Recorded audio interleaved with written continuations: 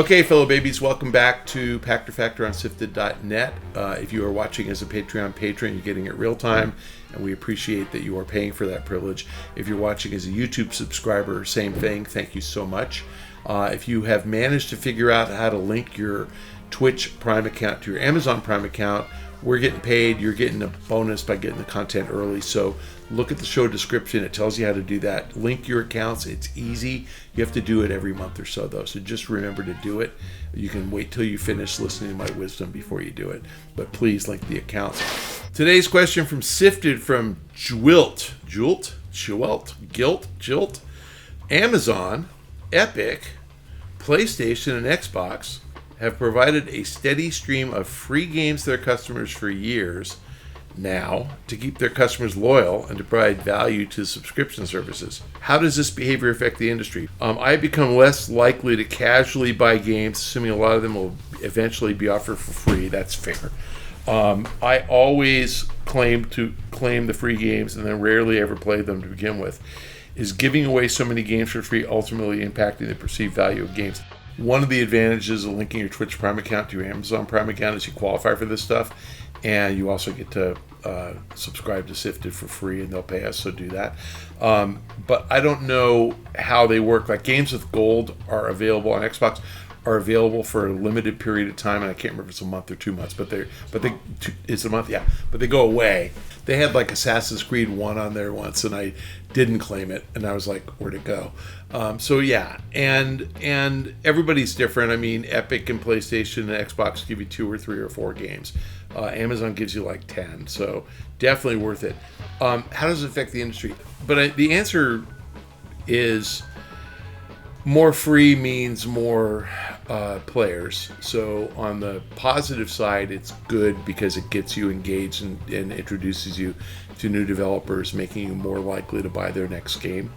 On the bad side, the developer theoretically is foregoing revenue, but to be honest, the guys who are giving it away are paying the developer for it. So what you end up with is, let's say, an indie game that's $10 or $20 that was hoping they would sell 100,000 units, and make a couple $1 million. Amazon is paying them a couple $1 million. So they're getting what they thought they would get. And then that game gets introduced to 200 million Prime members, and maybe 10 million download it, and 10 million people learned about a good indie developer. And so when the next game comes out, they're not going to sell 100,000, they're going to sell 1 million. So that's how they're hoping. That's how they're thinking about it. So on the good side, it's really good. On the bad side, it's not bad. Because on the bad side, the developer's getting paid from Amazon and pretty much probably getting paid what they thought they were going to get anyway.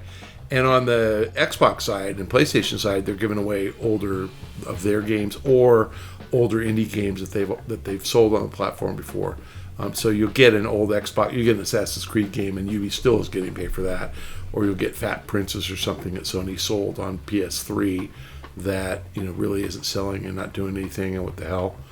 So they'll pay. I think they actually own that developer. They'll pay the developer if they have to. They're getting an audience for games that maybe they didn't have before.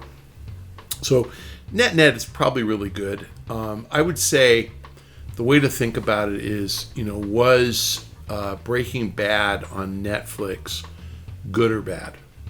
Well, I'll tell you that the last episode of season 1 of Breaking Bad had 1.8 million views. That's how many people watched it on AMC. The last episode of season 6 had 10.3 million views.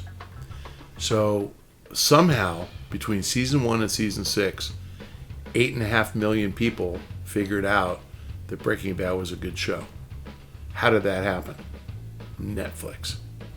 So Netflix, the show sold to Netflix after season 1 for the first season, and some people caught up.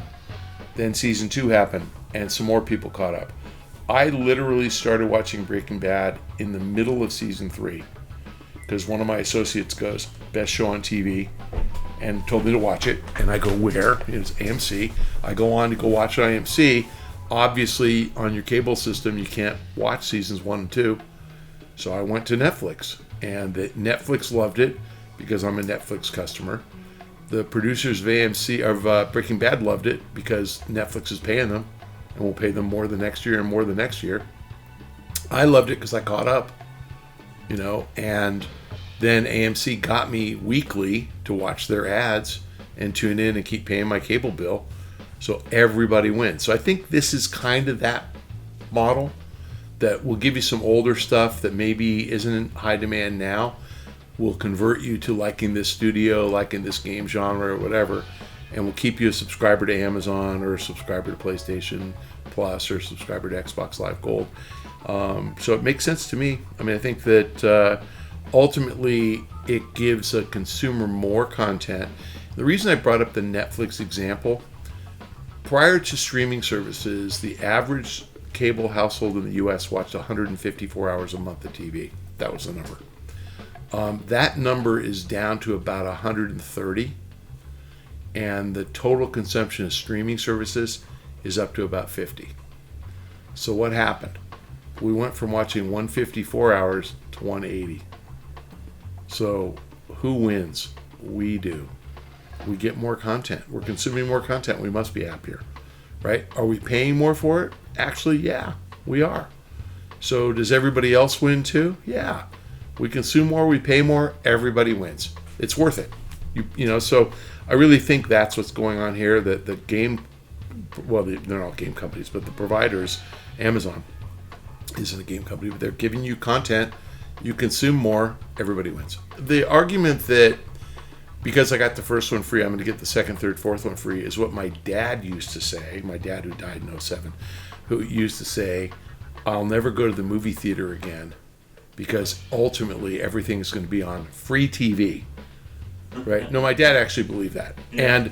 And I'll give my dad credit, if you're going to live long enough, sure. But let's be real. I don't even know the answer to this question. Was Top Gun, the original Top Gun, on free TV? I mean, probably. Yeah. But can you find it? Can you watch it when you want to watch it? No. So my dad made that argument, but I'm like, yeah, but Dad, you don't even know how to program the VCR, let alone, he died in 2007, let alone figure out what channel it's on. It's probably on USA Network, It's like, yeah, you might get it free and you might miss that month and you might not be a subscriber. So sure. I mean, if you want to wait long enough, everything is on TV.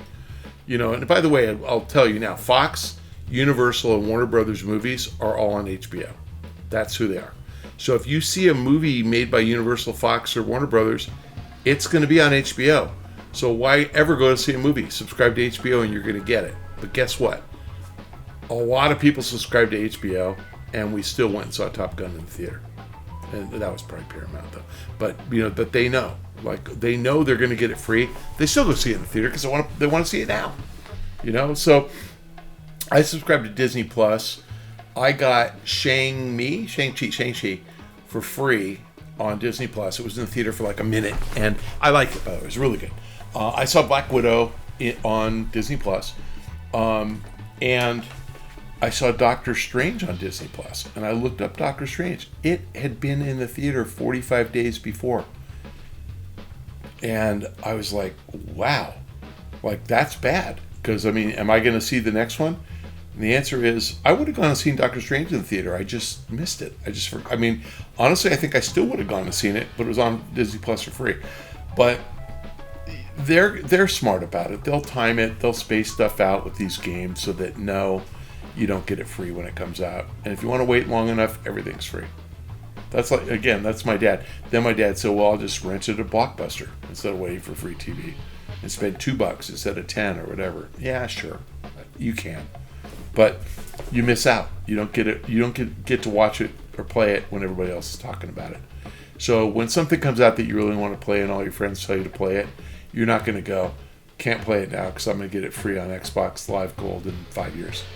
No, it won't happen. Thank you for being a Patreon patron. I hope I convinced a couple more of you to join Patreon. Thank you. And I hope a couple of more of you joined YouTube as subscribers. Thank you. And I hope all of you linked your Twitch Prime account to your Amazon Prime account. That's easy. And there's instructions on how to do that in our show description. If you haven't done any of those things, follow me on Twitter, you bastard, @Michael Pachter. just let me know that I guilted you into it on Twitter, and I'll give you a shout out. See you next time.